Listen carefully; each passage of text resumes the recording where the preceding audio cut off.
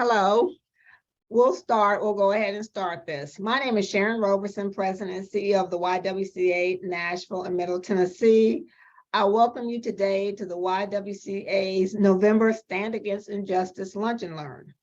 Today, we are having a discussion about a very significant topic that's often overlooked in our community.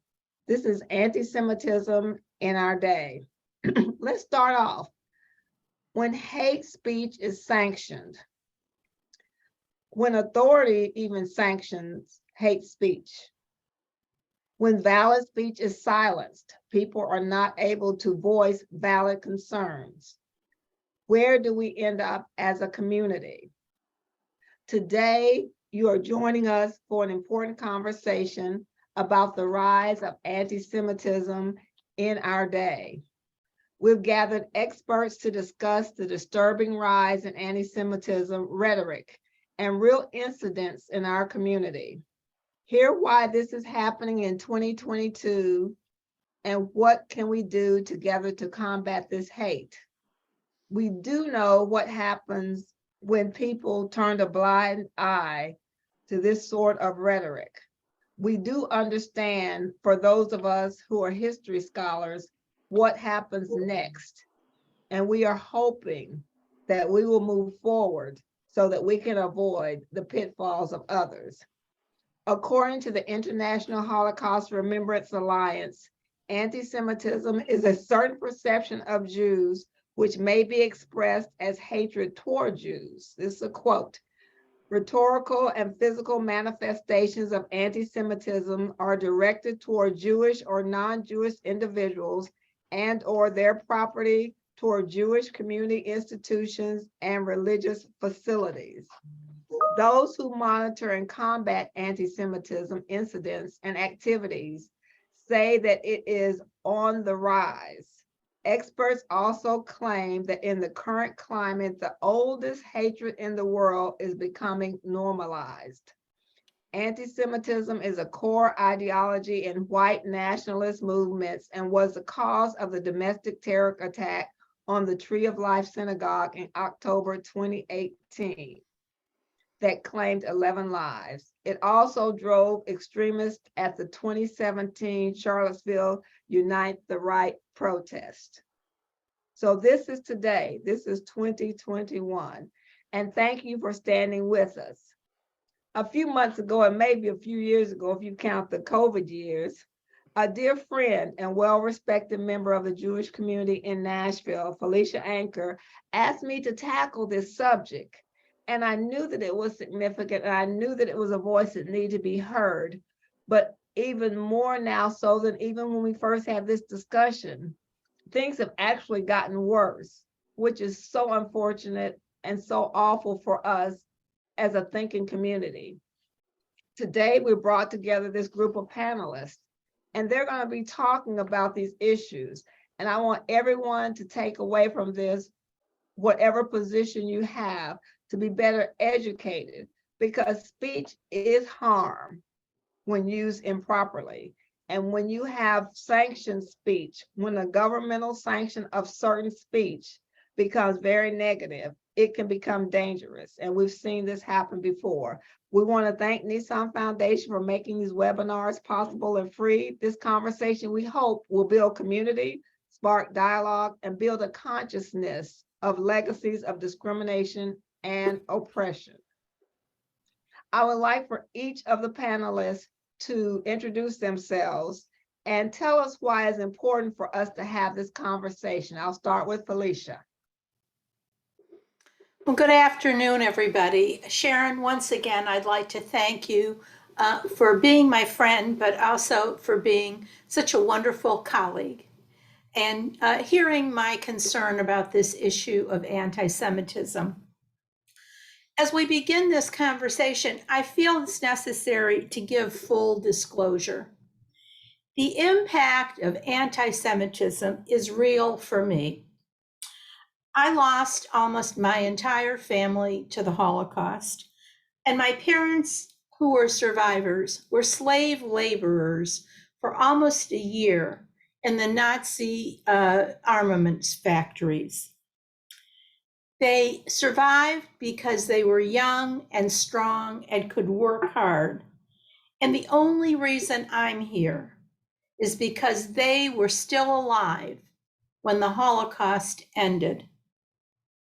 I was born in a displaced persons camp, and I grew up in a home with shadows, a lot of shadows, and a very empty holiday table.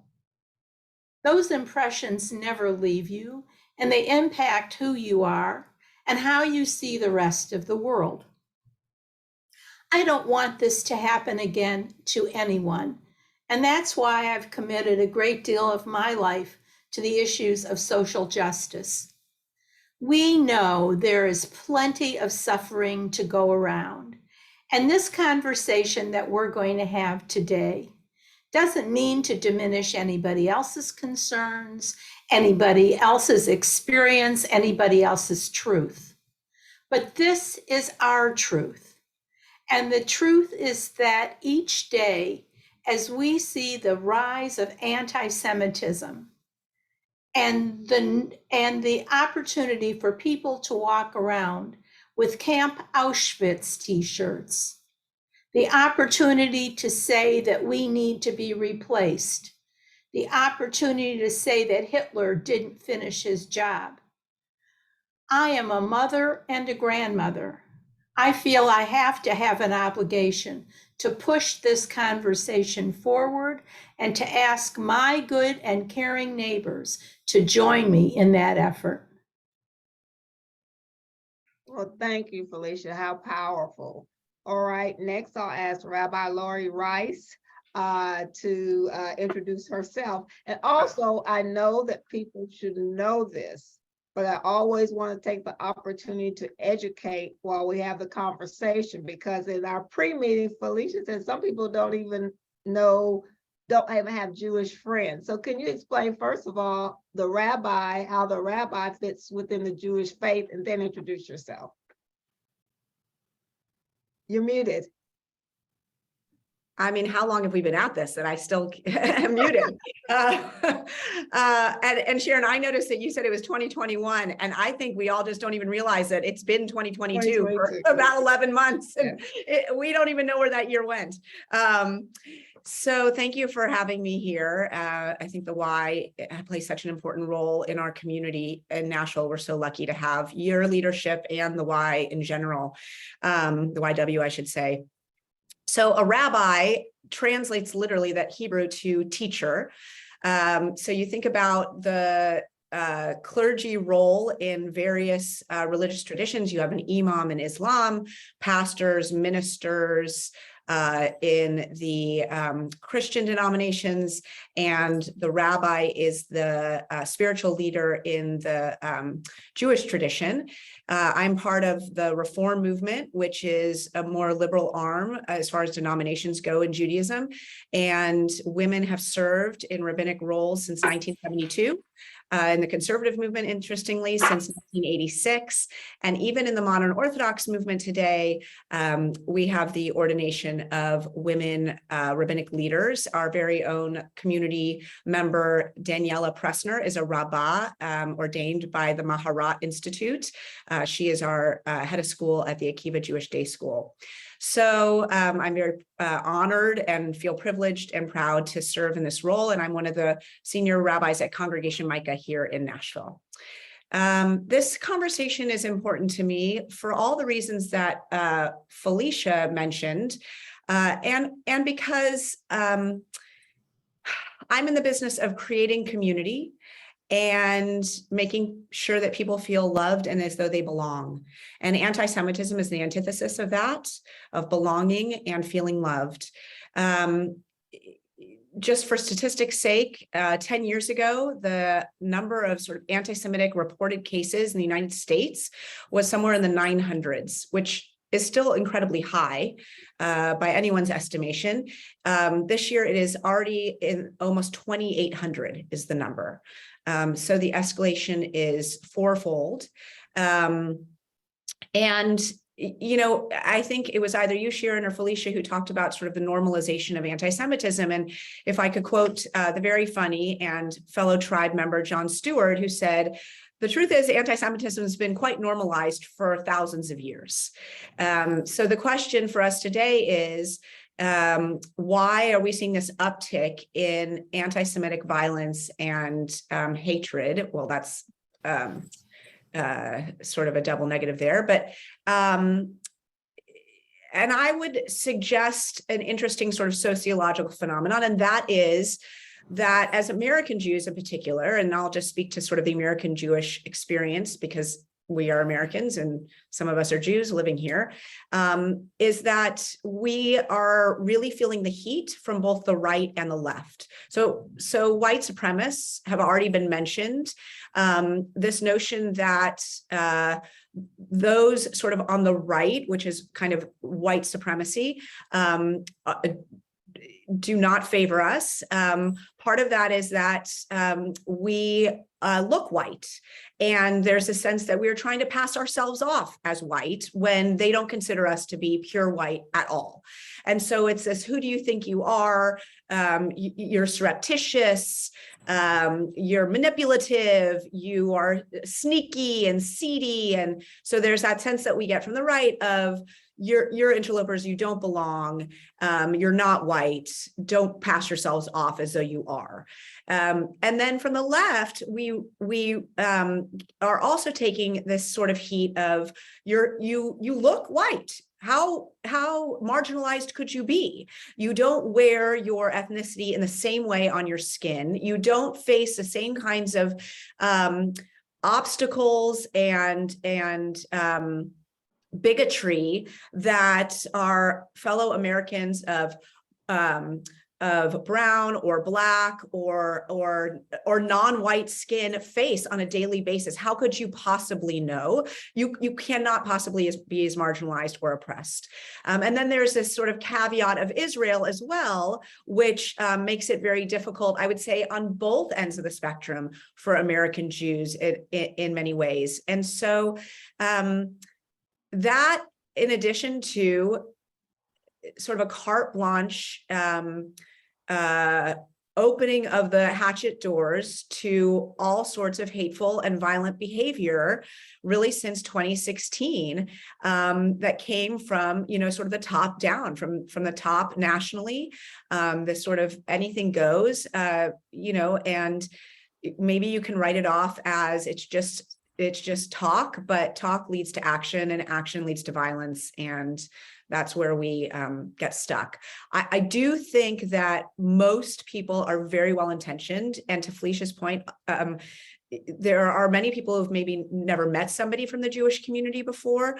I think we all fall victim to this. If it's not happening in my circle or to me or my people, we don't give it a whole lot of thought. We can say that, sort of about anyone, but the more we can see ourselves in the face of anybody who is marginalized or struggling, the stronger our community will be. All right, we'll have our last panelist to introduce herself and also to discuss what changes you've seen in ways that anti-Semitism, hatred is expressed. Yeah, thanks. I'm so honored to be here. My name is Dr. Sophie Bjork-James. I'm here to provide some kind of context. I really appreciate Rabbi Rice and Felicia, your comments about how the significance of this. And I think, I'm not Jewish. I'm someone who had to become interested in really focusing on anti-Semitism because through my research, I've studied the online white nationalist movement, and what anti-Semitism is really at the core of that movement. It's hard to overstate how central it is. But I think in terms of thinking about anti-Semitism today, really the three reasons why we need to be talking about it are, it is growing internationally, but also in the US and locally. It's misunderstood and it's dangerous. So for probably since the 1970s, so since over 40 years, the there's been this racist movement in the United States that calls themselves white nationalists that have really brought together kind of a very historical anti-Black racism from the United States with anti-Semitism, with neo-Nazi ideas. And they have remained very marginalized. But what's happened over especially the last 5 years through social media and through certain politicians' language, they have been able to get their very radical ideas distributed to a much broader group of people, and have really strategically used social media to share, in particular, anti-Semitic conspiracies and themes to a community broader than they'd ever really imagined in the past, because of the way algorithms on social media works, right? The same reason why, people that, on social media, right, algorithms work to bring content that they think we will engage with more to us, right? And so the same reason why dog lovers end up getting, right, suggestions of looking at more dog videos, right? Or gardeners get more advertisements for, accounts or groups that are focused on gardening, right? That the same processes have worked to bring more extremist content to people that maybe have conservative views or lean towards conservatism, but now they're being exposed to more extremist content. And part of that is anti-Semitism. And we have seen, as I think Rabbi Rice pointed out, that, there has been this spike in anti-Semitic incidents in the United States, especially over the past 5 years.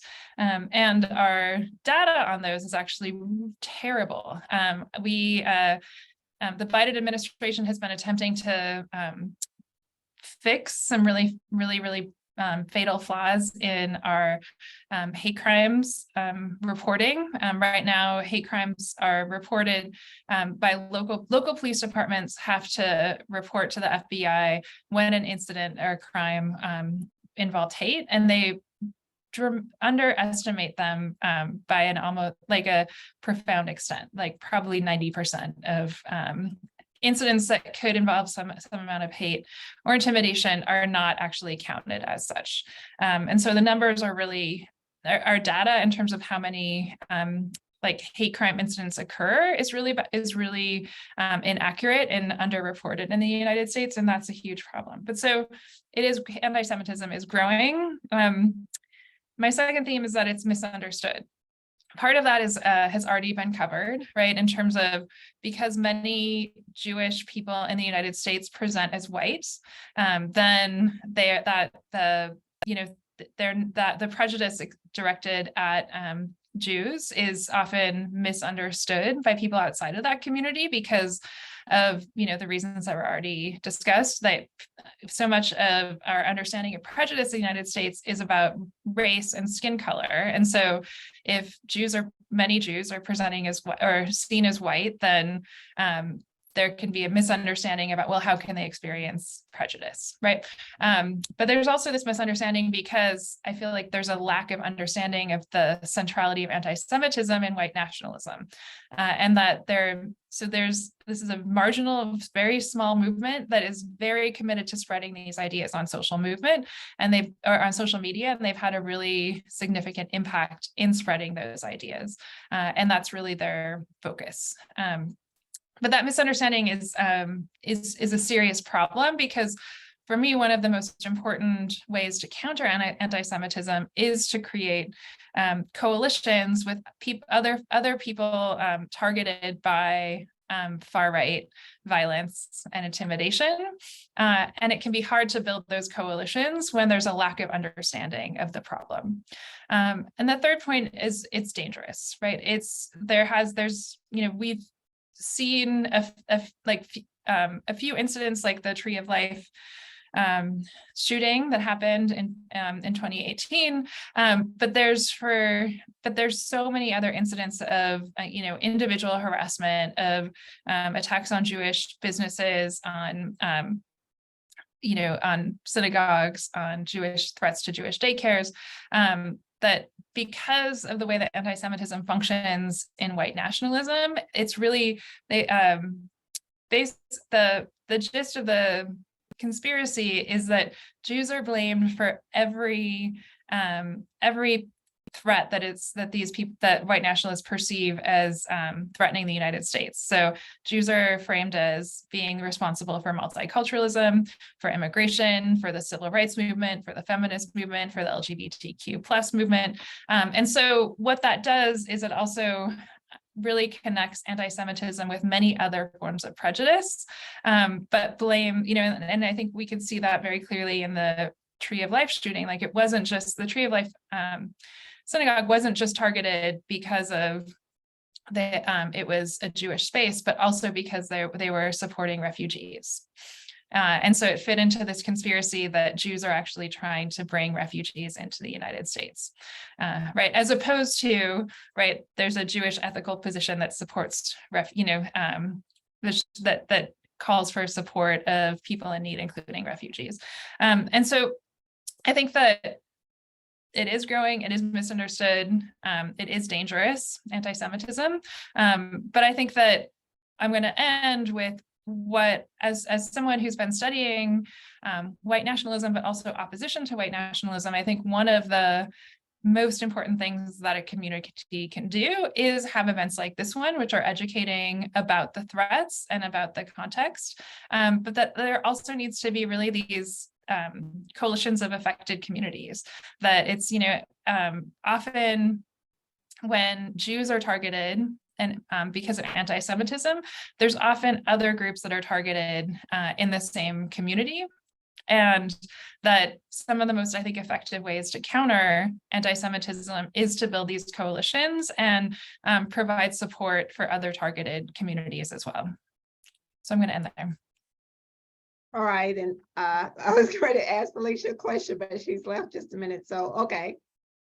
Okay, I'll go back to Felicia because your heart is in your local communities. And they always say that all politics, all change happens at that grassroots level.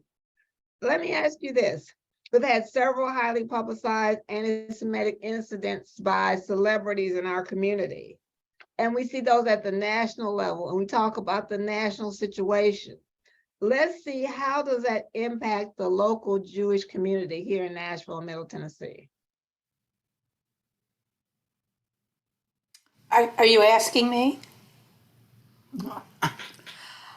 Well, I think anytime a national event happens, we have to wonder, when is it going to happen here? Behavior is its own best predictor. And unfortunately, the Jewish community of Nashville has had anti-Semitic incidents happen. A couple of years ago, someone shot out a window at West End Synagogue. A year and a half ago, there was graffiti with a sheet placed on our Holocaust memorial. Rabbi Rice can speak to this much better than I, but we have active shooter training throughout all of our congregations. I'd like to just relate a story about, you're talking about national. I'd like to talk about international for a moment. When I was in Vienna a few years ago, I was wandering around trying to find the Holocaust memorial there. And I turned a corner and my heart sank because I didn't need to know where that Holocaust memorial was. I only needed to see the two guards with automatic machine guns standing outside of it. If anyone ever attended a service at one of our congregations, a community in the tradition of Abraham, who is dedicated to welcoming the stranger, we have to have armed policemen at every one of our services, standing outside of our congregations to be sure that we're going to be safe. On our holiest day of the year, I have to pass through 3 policemen with semi-automatic rifles and plainclothes security sitting in my congregation. so that I am able to practice my religion as an American citizen. Our children see this. This is a way of life for them. And it should be of concern for everyone in a country that values religious liberty the way we do. All right, I'll go to you, Rabbi Laurie. I'll ask you a different question. How does anti-Semitism intersect with other forms of oppression, such as racism and sexism? Because one of the reasons we asked that question is I remember the civil rights pictures from the 60s and 70s, and it took a coalition of people to bring about change at that time. And I always saw the various people were coming together, and that builds strength. But now we're seeing people separated, women here, Black and brown people here, Jewish people here. But we have to look at how these various groups intersect and the power that can create. Can you speak to that?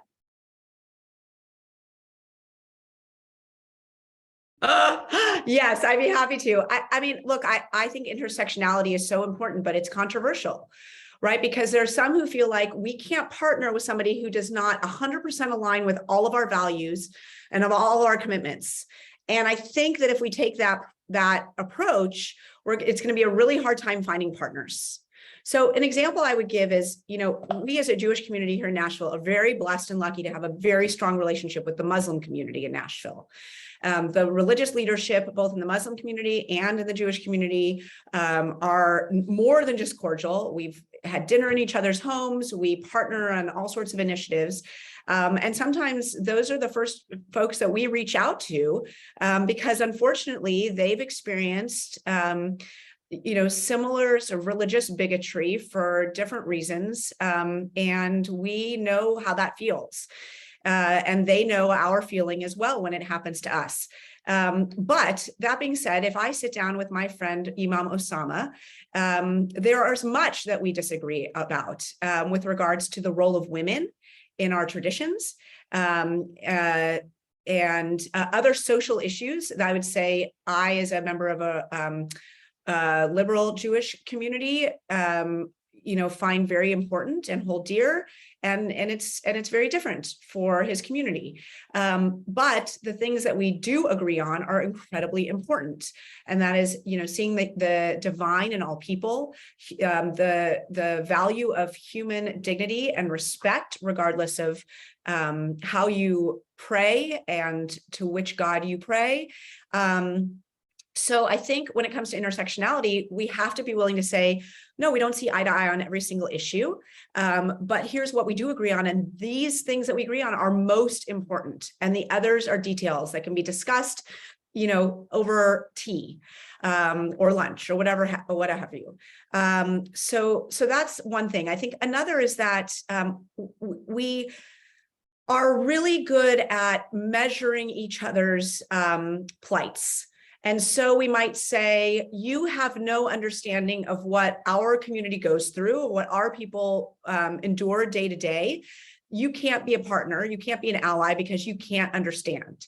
And I think when we do that, we're playing the weights and measures game of whose struggle is more valuable and more weighty, and we lose again sight of what is it that we're here trying to do. So I mean, kind of back to your original question, Sharon, like the more we can partner and build coalitions, the stronger we're going to be. And that's not just within our own Jewish community, which we're not always good at doing. We can get fairly petty ourselves and let ourselves be separate and divided. But it's also, in the larger community in general. So. Okay, let me ask you this, Dr. Bjork-James. You spoke about the analytics and social media and how ads or information is pushed out based on a person's other beliefs that are in part of the social media system. But why do you believe that far-right movements are so appealing to the white nationalists? And what can we do to combat some of this way of thinking? Yeah, great. Thank you. That's such an important question. I mean, I think, one of the things that happens too is that like anti-Semitic conspiracies are often embedded within other conspiracies, right? And so we can think about the QAnon conspiracy that was really very popular, mainly during Trump's presidency, but that was about Democrat. It was like a conspiracy against Democratic politicians, but it also, at the core of it, was really this anti-Semitic conspiracy. And so I think that it can be kind of embedded into other conspiracies that kind of speak to a certain political positions. But I think it's also really that for people who are committed white nationalists, they really, they like anti-Semitism is the core of their beliefs, and it's the most important thing for them to spread to other people. And so they are very committed to spreading it and to going into spending time in social media sites where people that are potential converts to their racist ideology are spending time. And so there is a really concerted effort by these people to spread anti-Semitism. But I think too, the reason, like, why is it appealing? I think it's, I think there's ways that it can, because of the misunderstanding, the lack of knowledge about Judaism itself, about the history of anti-Semitism, about the history of Jews in the United States, about Jews in the diversity of Jews in the United States in general. I think that lack of knowledge also feeds into the conspiracies, right? That it can be like people who aren't familiar with Judaism, who don't have Jewish friends, who don't know about the history of anti-Semitism, can be, I think, persuaded to believe these really outlandish lies because of that lack of knowledge. And I think often it creates a lot of, like, these conspiracies create a lot of fear in people, but they also, in a time that we're experiencing in the United States, extreme economic inequality, pretty rapid changes around gender and sexuality and economics, that it can also, it provides a scapegoat, saying it's not these very big complex systems, right, that are changing, but it's actually this very easy to believe, truncated conspiracy, right? And then you can blame a particular one group of people for whatever problem you think you're focused on. And so I think it's kind of like a shortcut, right, in terms of, but it makes people, I think, feel like they can be an expert in something, even if that expertise is in, a prejudice that's really unfounded. Yeah, but in terms of, sorry, let me just also speak to the challenge of fighting this, though. It's incredibly difficult, especially when, what really needs to happen is we need to get better about reining in hate speech and misinformation on social media. And unfortunately, we're going in the opposite direction right now. Yeah, I'm just going to jump in if I can. I just don't. Okay, sure. And if I turn off my camera temporarily, my internet's a little unstable. So go ahead and talk. I'll try to come back in. Hopefully, if I turn off my camera for a little while, it'll stabilize. So go ahead. Okay, well, I just appreciate that you said that, Doctor, because I think that reining in social media, I'm not even sure that there's sort of a tactic or strategy for that. You take Twitter alone and the idea of being verified and who gets to be verified, and some of these white supremacist groups that are verified, and then thus their sort of profile is, great, trusted, more accepted, and the dark web as well. I think, with people feeling more and more isolated, not just because of the pandemic, but just in general, kind of that's the nature of sort of society today, and finding community through online chat groups. And it also creates a sort of bubble, right, where like you're verifying your own biases by kind of surrounding yourself with this bubble of people who think the way you think, or promote theories that resonate, and not a whole lot of dialogue with those who maybe see things a different way. I think it's incredibly problematic. Seth Rogen, in his very funny book entitled Yearbook, has a whole chapter on trying to challenge the then Twitter owner to sort of unverify these white supremacist groups. And he tackles the subject of anti-Semitism in a really astute, brilliant, and humorous way. Anyway, but he speaks to that issue, and I do think it's a big problem. If I could jump in for a second. I think grassroots movements, which began not very effectively, but have really grown in intensity and impact, really seem to make someone sit up and listen a little bit more than they did, especially when boycotts happen and advertisers are impacted. Mhm. I hate to say that there's a bottom line to these kinds of things and that these companies are not doing the right things for the right reason. But once again, we go back to this notion of working together shoulder to shoulder in coalitions when we see things that are not acceptable for how we can work together well and create a better society. And I think that if we can create better communication networks among ourselves and our coalitions in terms of putting this kind of pressure forward, I don't know in terms of the dark web, I don't know in terms of appealing to specific subgroups who talk to each other, but I do think we can create an awareness that this is not acceptable.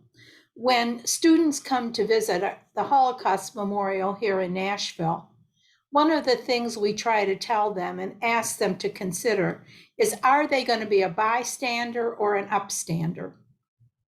And this term upstander is a newer concept, and that is that every person makes a difference and what you do matters.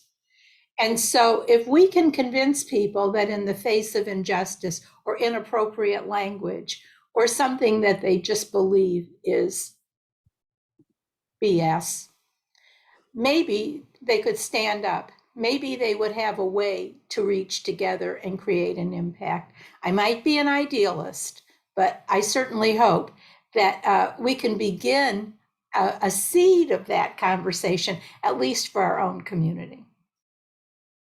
And Felicia, I'll follow up with that because this is very important. And one of the things I've always admired about you is you don't want people to forget the history of the Holocaust, which is so important because there were so many people that did what this is saying. When we turn a blind eye, we allow people with malicious intent to make decisions.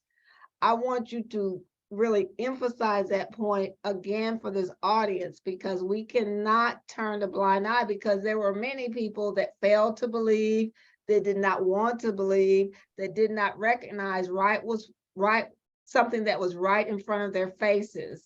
And they allowed terrible things to happen. And many of them felt very remorseful afterwards. Talk about this, emphasize the same thing you just said, why it is so important for us not to turn a blind eye to this hatred, because it affects all of us. You know, there are, I really appreciate the conversation by Dr. Bjork-James, because she's an academic. And you know, academics, and no disrespect, study just about everything. But one of the things that had great significance for me to learn about were that there are definite stages to genocide. There are 10 stages to genocide, and they begin with classification. They move on step by step by step. One of the unfortunate things that happened in the Holocaust is that every time that the Nazi regime implemented a policy of discrimination or allowed a group of people to suffer or be sent somewhere, the world yawned. They even had a conference in Evian to see what to do about the Jewish problem.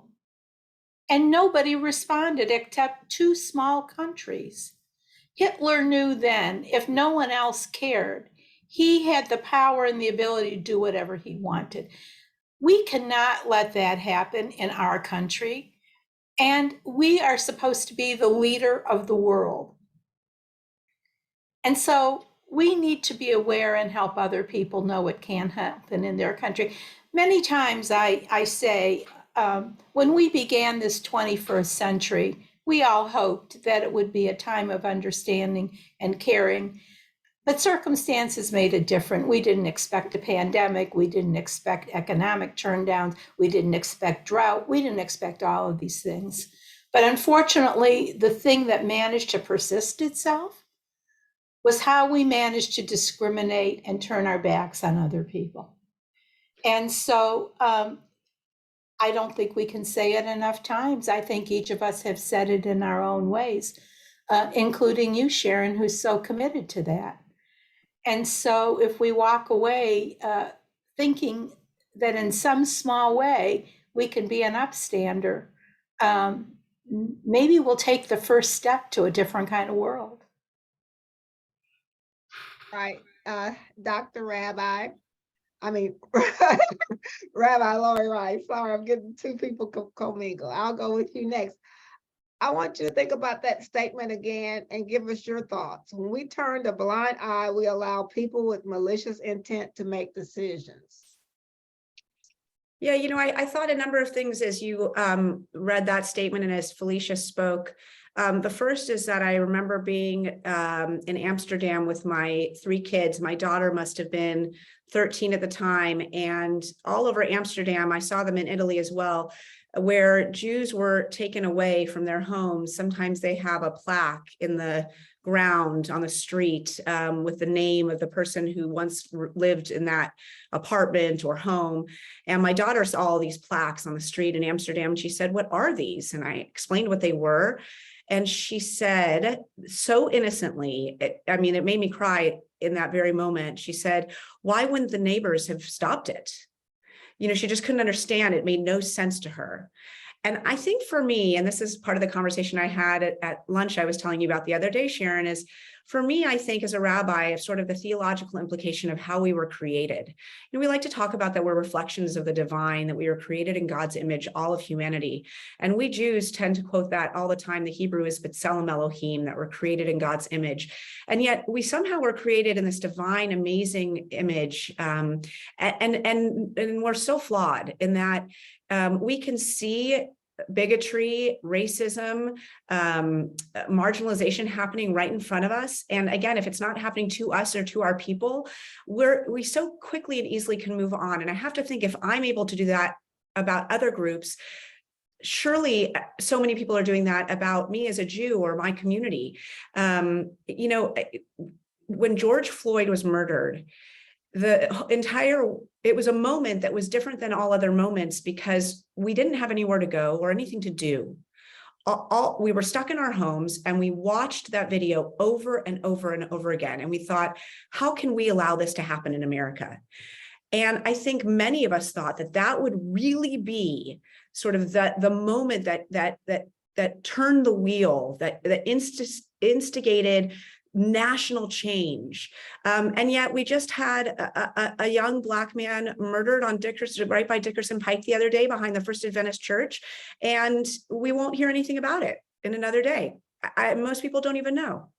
So, and I think for us, yes, to be an upstander is incredibly important in every situation, regardless of what it is, to step up and do the right thing. But more in addition, I would say at the same time, I would like for us to be thinking about what is it within our own humanity that makes it really easy to turn the page. What about us, and perhaps it's self-preservation or a defense mechanism against like the overwhelming, feelings we might accumulate if we were to ponder all the ills of the world. But I think if we really want to be partners in God's work, we need to be thinking about how can we be better versions of ourselves? How can we not turn the page so quickly? How can we not turn a blind eye? To Felicia's point, how can we continue to be upstanders and to fight against our impulse that seems to be within us to say that doesn't really have anything to do with me? Because I think that's a universal human failing. That's very important. Let me go to you, Dr. Bjork-James, because the more refined version of the statement is that it started when good people, in quotes, turned a blind eye and let it happen. And that's sort of what Rabbi Laurie Rice is talking about. Their neighbors, I don't see them as good people to let it happen, but it's hard to judge people when you know you haven't been in the situation. How did those good people, how is it that people who may otherwise be viewed as good? I have people all the time that said they just had Thanksgiving with their family members. And some of the family members were by no other term racist, but there's a love there and they see them as otherwise good people that will do things to help others, you know, or church going, etc. Why is it we have these sort of a dual personalities? What is happening, you know, in studying this? How can you be a white nationalist, anti-Semitic person, but otherwise do good things, quote unquote? Yeah, it's such an important question. And I think that to Rabbi Rice's point, you know, that it's true that we have to be thinking about this question of like, why are we not more involved, right? All of us in supporting justice in general. I think part of it too is that we are increasingly disengaged in the United States, right? People are like, there's all these statistics that we have fewer friends than we did 10 years ago, 20 years ago, and people are more isolated and thinking that things aren't necessarily their problem, right? Or the other side of that, feeling like they're hopeless, right? And so I think what's important to remember is that the racists and the anti-Semites are an extreme minority, and it's a majority of us who are supportive of equality and justice. It's just sometimes their voices are really loud because they're very committed, right? And so I think that that's important to remember, that we are the majority in terms of people who are supportive of justice, and like maybe we don't always understand each other's issues in the way that we that we need to. So I think part of that is today, this kind of event is really important for that. But I think that that's, I mean, what I see often in these conversations is that people also don't really know what to do or where to start. And so what I think we all need to ask ourselves is like, well, where, you know, that to remind ourselves that we can't do everything, right? We're not all, and that we all have different strengths and we are all needed, right? That we don't have to do everything. We don't all have to go and try to, you know, shut down all the white supremacists on Twitter and form these coalitions. And, you know, like we can't do it all. And so, but we all can do something. And like what we need is for everyone who actually supports a just society to do something, right? And that something should be involving coalition building across differences, right? And learn and educating ourselves more about issues that maybe aren't the issues that we face, but our other people in our community are facing. Because I think it can be also really demoralizing when we see how big these problems are, and to try to think about how to solve them, but to realize like we don't have to solve all of them, but there is a role for everyone to do in this work of countering hate movements. Yeah. And I often say at the YW, you not only have a role, you have an obligation. You have an obligation to fight this kind of hatred. And there are ways that you can do this. That brings us to something I want each of you to comment on, because we always like to leave our community with ways in which they can be better allies. For instance, you'll often hear statements, people understand when something is said that's racist, but they don't often understand when something is said, even in a casual way, as a very anti-Semitic language. You Right. know, don't trust certain people. Look at how they act, you know, they'll cheat you. Those sorts of anti-Semitic languages that are used regularly in our society. What can we do to be very allies to our Jewish neighbors as anti-Semitic incidences continue to rise? I'll start with you, Felicia. Well, I think the challenge is sometimes that people don't know. It's so ingrained in them that they really are not aware what they're saying has anti-Semitic overtones. Yeah. I don't want to bring up a bull in a china shop, but Christmas is just around the corner. And before I got on this wonderful program today, I got an email that said that holiday pajamas were available. Well, I love doing that. So I went on, but they were all Christmas holiday pajamas. So we're entering a season now where for Jewish people, we kind of have to be a little bit more careful because we're not part of the majority community. And that's something that we remember internally quite a bit. And I'd just like to say that I really appreciate that this conversation's about anti-Semitism per se, because many times when anti-Semitism becomes an issue, for all the reasons that we've talked about, it gets rolled into every other ism, all the other problems that we have as a society. But as you mentioned, this is the oldest and the most pernicious, and we know how far it led in our history. So I'm hoping that people will wonder and people will ask questions. I mean, look at the wonderful educated woman who's serving as a rabbi in our community. I know that she spends a lot of her time reaching out to the rest of the community so that they can understand who Jewish people are and what Jewish people believe. And this continues to be important. So I hope that there'll be more opportunities for people who are not Jewish to reach out into the Jewish community and learn a little bit more about, who we are and what we stand for and what is offensive to us. When something is not overt and it's been ingrained in you for so long, I don't really know if it's fair to hold you responsible for saying things like that unless someone helps you to understand that it's hurtful and painful.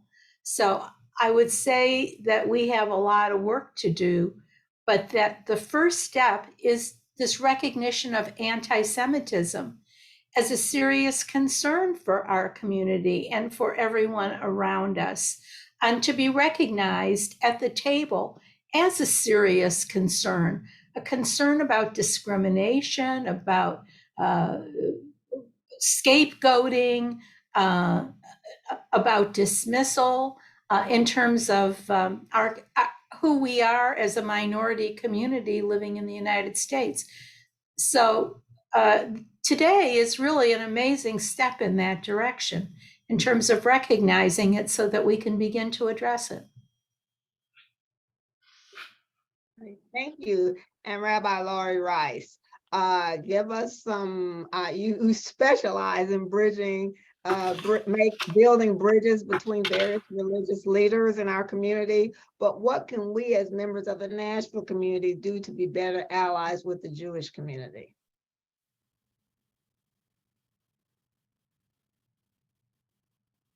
I keep doing that. I was at Harpeth Presbyterian Church last week for an interfaith Thanksgiving experience, our two communities, and the congregants there asked, when there's an anti-Semitic incident, would you prefer to not have sort of the extra noise, or do you want us to reach out and let you know we're thinking of you and we support you? And I said, we don't think of that as extra noise. We think of that as good neighbors.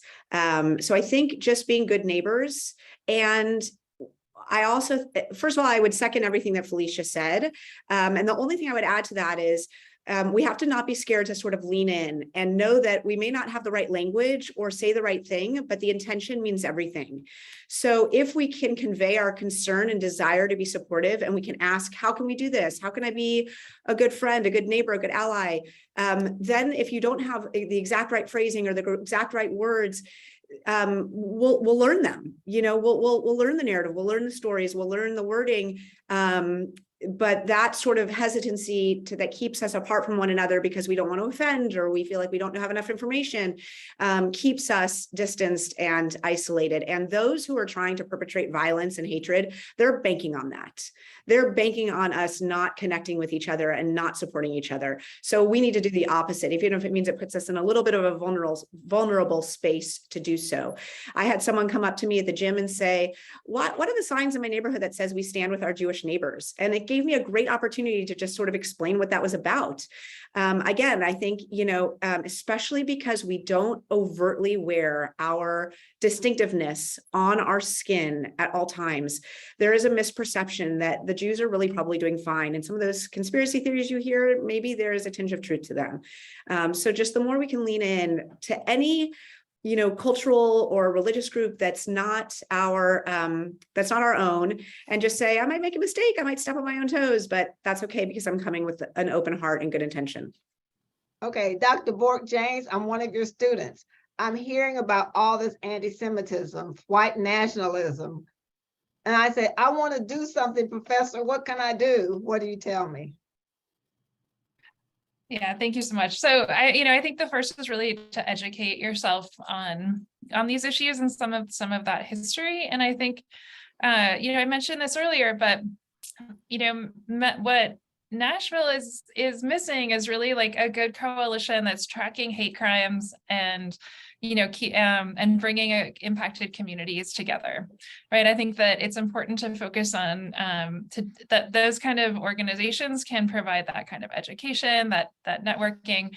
I mean, and also what many people who experience hate crimes don't want to call the police, right? Or like have nervousness about contacting the police, and human rights, some kind of human rights organization are often really crucial in terms of actually making sure that people in a community are not experiencing levels of harassment and hate. And I think that that's something that we could really use here. Well, thank you. We've run up against our time, and I want to ask anyone that we do have a survey, so we know that we're on the right track with our lunch and learns. But I do want to say that this conversation is one of the most important that we have had. And the reason for that is because it's almost for many a hidden issue. And that's because, as everyone has talked about, you don't see it in the same way because you don't see a difference in skin color. You don't often have people talking about difference in orientation, but it is so essential because I've always said I've never met a person that was embedded in anti-Semitism that wasn't also embedded into anti-LGBTQ, anti-Black, anti-Brown. It all feeds and churns together. And it's so important to have that united front, because what we are about is tackling injustice. And it is not a just world where we can marginalize or bring hate speech or bring violence toward any group of people. And it's very important for us to understand that. I thank so much these panelists. This is just the beginning of a conversation.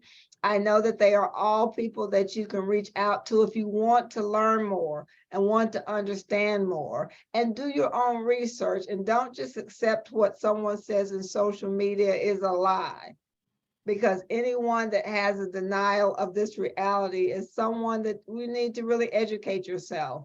So I thank you all. I thank everyone for being here in this conversation. And so thank you very much for supporting the YW in this effort. So thank you.